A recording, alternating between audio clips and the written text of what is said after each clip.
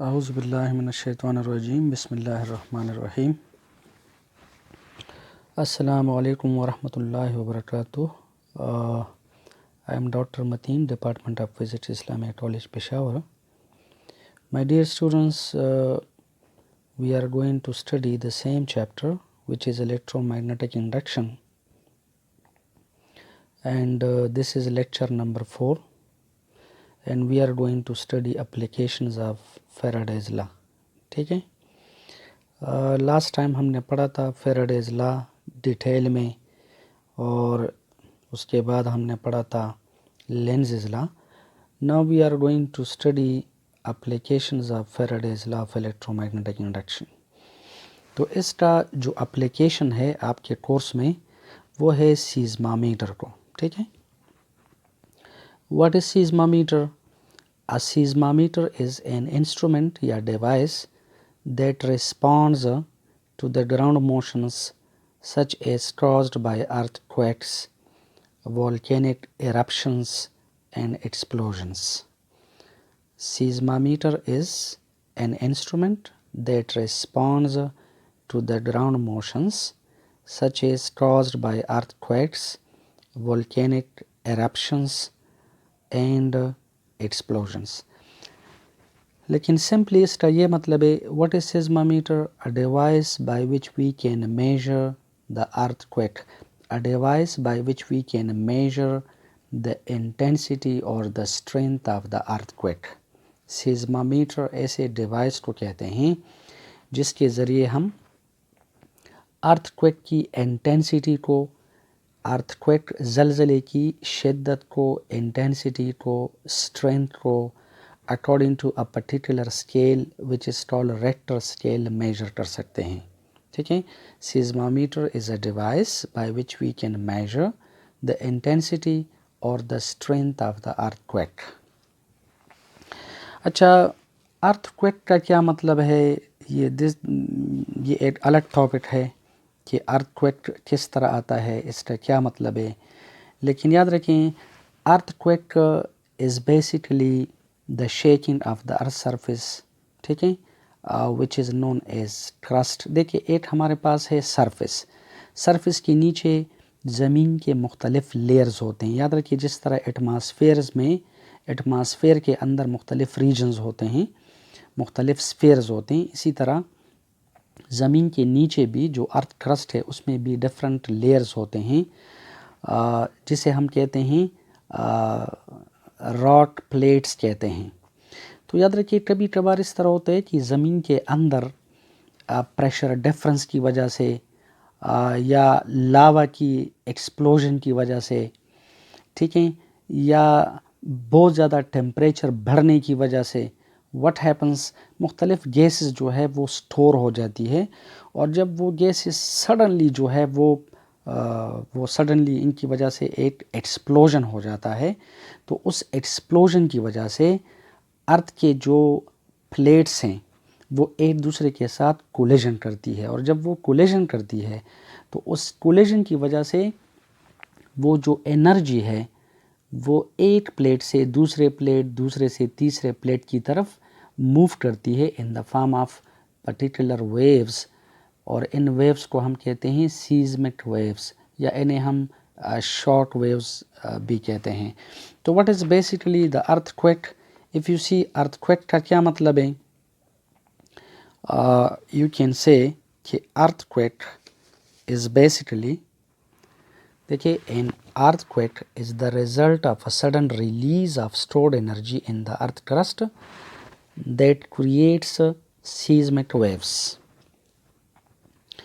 अर्थ crust के अंदर pressure difference की वजह से, टेम्परेचर डिफरेंस की वजह से, इंक्रीज इन टेम्परेचर की वजह से, वोल्केनिक गैसेस की वजह से, लावा की वजह से व्हाट हैपन्स, एनर्जी स्टोर हो जाती है. वो एनर्जी स्टोर हो जाती है. जब वो एनर्जी इतनी बढ़ जाती है कि फिर उस एनर्जी की वजह से अर्थ के अंदर जो है, क्रस्ट के अंदर एक एक्सप्लोजन हो जाते हैं, और इस एक्सप्लोजन की वजह से इतनी ज़्यादा एनर्जी रिलीज़ हो जाती है कि अर्थ के जो प्लेट्स हैं वो एक दूसरे के साथ कोलिजन करके ये एनर्जी एक दूसरे को ट्रांसफ़र करती है in the form of waves which are called seismic waves या शॉक वेव्स। फॉर एग्ज़ाम्पल ये देखें ज़मीन है तो ये मुख्तलिफ़ रॉक प्लेट्स हैं, ये जो आप देखें ये रॉक प्लेट्स हैं जो मैंने शो किए हैं, these are the rock plates. लेकिन जब ठीक है due to some explosion earth crust के अंदर जो एनर्जी है वो रिलीज़ हो जाती है, तो ये जो प्लेट्स हैं ना ये एक दूसरे के साथ कोलिजन करती है और इस कोलिजन के दौरान जो एनर्जी है वो in the form of seismic waves या शॉक वेव्स जो है वो अर्थ क्रस्ट के अंदर जो है वो मूव करती है और इवन सरफेस पर भी आ जाती है, जिसकी वजह से the surface of the earth is shaking. Therefore we say an earthquake is basically the shaking of the earth surface, ठीक है, shaking of the earth surface due to the sudden release of the stored energy inside the earth crust, ठीक है। याद रखें इस earthquake को हम major कैसे करते हैं, तो सीज़मामीटर से मेजर करते हैं। किस तरह मेजर करते हैं we are going to discuss that. लेकिन याद रखें हमारे पास जो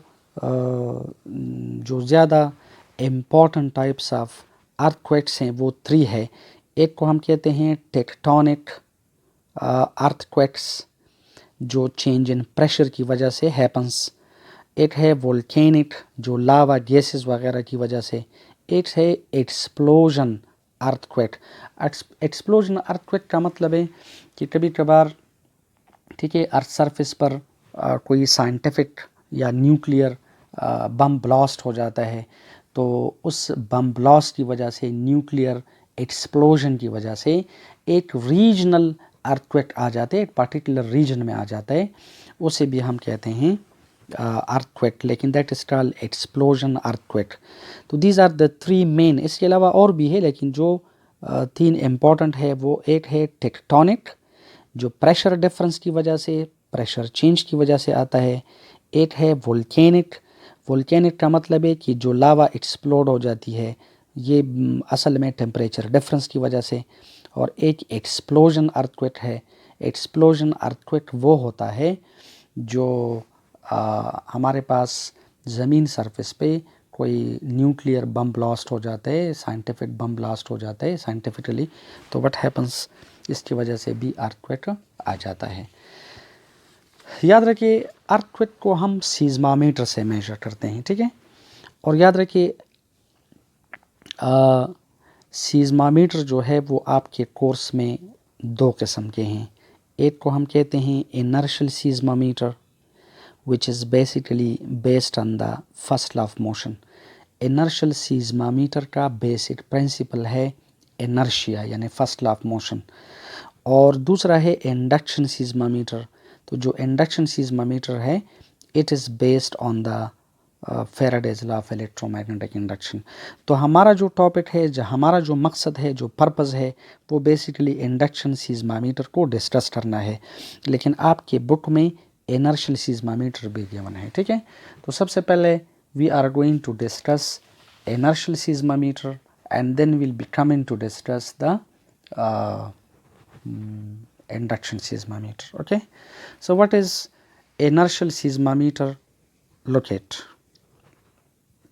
ये हमारे पास एक inertial seismometer है।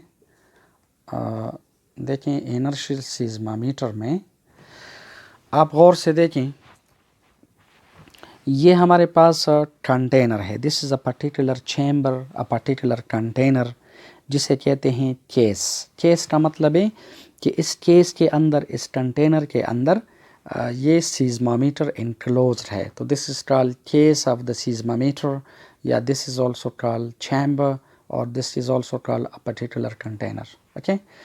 तो इसमें if you see there is a spring, और इस स्प्रिंग के साथ मेस अटैच हैं, और दिस इज़ अ ड्रम, ठीक है। This is a particular drum which is basically a rotating drum which is also called recording drum.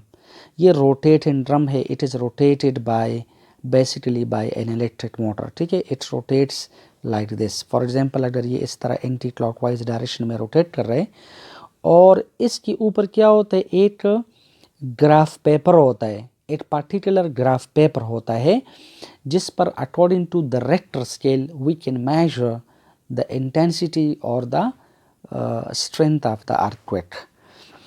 और इस स्प्रिंग के साथ ये मेस अटैच है और इसके साथ एक पॉइंटर, एक पेंसिल, एक पेन अटैच है। याद रखें, if there is no earthquake, for example the spring में सिस्टम इज एट रेस्ट, फिर भी the drum is moving, if the drum is moving, तो याद रखिए इस ड्रम के ऊपर एक ये पेंसिल, ये जो पेन है इसके ऊपर एक लाइन ड्रॉ करती है, ठीक है। ये इस तरह एक लाइन है, this is a line, a particular line which you can से this is a type of base line, ठीक है, रेफरेंस लाइन, बेस लाइन वगैरह वगैरह। लेकिन जब अर्थक्वेक आता है, ज़लज़ला आते हैं, और फॉर एग्जांपल वो ज़लज़ला अगर वर्टिकल डायरेक्शन में है, इस तरह है, ठीक है, if the earth is moving up and down like this, तो याद रखें ये पूरा जो कंटेनर है ये भी ज़मीन पर पड़ा है, ये पूरा चैम्बर ज़मीन के ऊपर पड़ा है, तो this is also moving up and down, remember. और ये जो ड्रम है इट इज़ रोटेटेबल, लेकिन ये इस केस के साथ फिक्स्ड है। और आप देखिए ये स्प्रिंग इधर अटैच है, इसके साथ जो है ये पॉइंटर और ये मेस अटैच है। तो जब ज़मीन डिस्टर्ब हो जाती है, अर्थक्वेक आ जाता है, तो याद रखें इसकी वजह से ये सीज़मामीटर भी डिस्टर्ब हो जाता है। लेकिन प्लीज़ रिमेंबर, अगर ज़मीन नीचे जाती है तो ये केस भी नीचे जाता है, ज़मीन ऊपर जाती है तो ये केस यानी ये पूरा कंटेनर भी ऊपर जाता है। लेकिन प्रॉब्लम ये है कि ये जो मेस स्प्रिंग के साथ अटैच हैं, इनर्शिया की वजह से, क्योंकि ये पहले एट रेस्ट था, ठीक है, तो याद रखें इनर्शिया की वजह से जब ये केस नीचे जाता है तो ये जो बॉडी है ये ऊपर जाती है, और जब ये केस ऊपर जाते हैं, ज़मीन ऊपर जाती है, तो बॉडी नीचे आ जाती है, क्योंकि इनर्शिया की वजह से, ठीक है।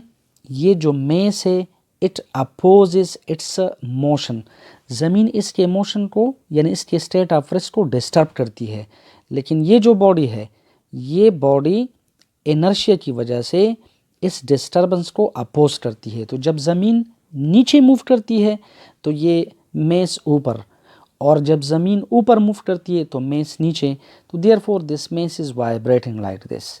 और याद रखिए जब ये मेस वाइब्रेट करता है तो ये जो पॉइंटर है it is also vibrating, and when this pointer is vibrating तो व्हाट हैपन्स, इस ड्रम के ऊपर, उस ग्राफ पेपर के ऊपर इस तरह एक वेवी शेप बन जाती है। और याद रखिए उस वेव शेप की वजह से, यानी इसके ऊपर एक वेव बन जाती है।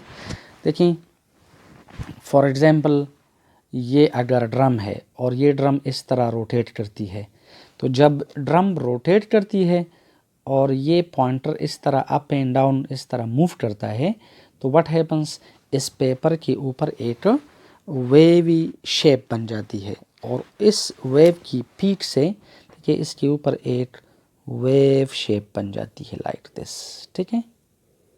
याद रखिए इस वेव शेप यानी इसका जो पीक है, जो एम्पलीट्यूड है, इस एम्पलीट्यूड के मैग्नीट्यूड से we can determine the intensity of the earthquake. मसलन इस पीक का मैग्नीट्यूड यानी एम्पलीट्यूड अगर ज़्यादा है तो इसका मतलब है अर्थक्वेक की इंटेंसिटी ज़्यादा है, और अगर ये कम है तो अर्थक्वेक की इंटेंसिटी कम है। तो याद रखिए ये जो इनर्शियल सीज़मामीटर है, this is working on the principle of inertia, it is working on the principle of the first law of motion, ठीक है। यानी अगर ये केस यानी सीज़मामीटर नीचे आ जाता है तो ये मेस ऊपर, और जब केस या ज़मीन ऊपर जाती है तो मेस नीचे। तो इनर्शिया की वजह से this mess is vibrating, the pointer is also vibrating, the drum is rotating, and when the drum is rotating what happens, इसके ऊपर एक वेव शेप बन जाती है।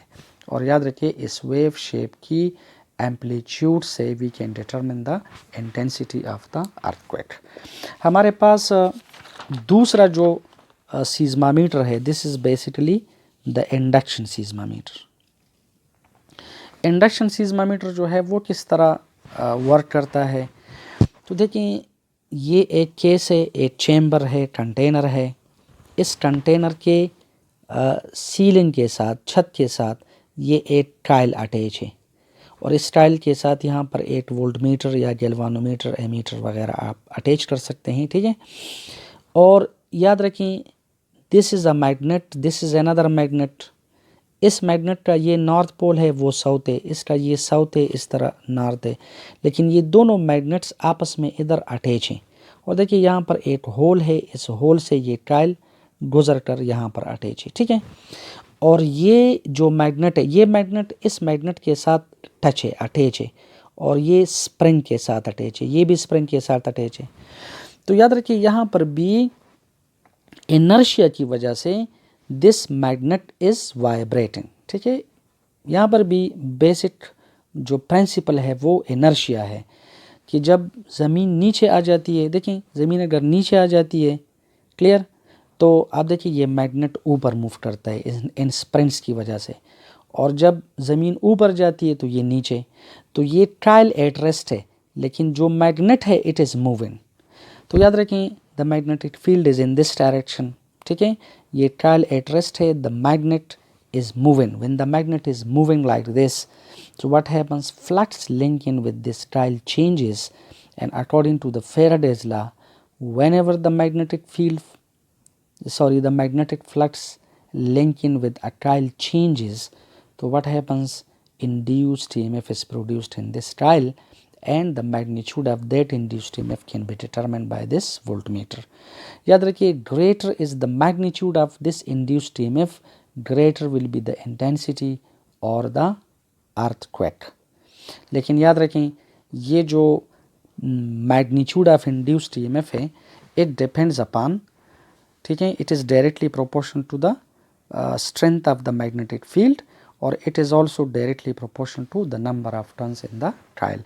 लेकिन देखें ये जो number of turns in the coil है या magnetic field की जो strength है, ये for the same seismometer they are fixed, therefore when the earthquake comes, ठीक है, so यहाँ पर जो inertia है वो basically इस मैग्नेट का जो मेस है वो ऑफर करता है, जिसकी वजह से the magnet is moving up and down while the coil is at rest, and due to change in magnetic flux linking with the coil, what happens, the induced EMF is produced in the coil. Thank you very much.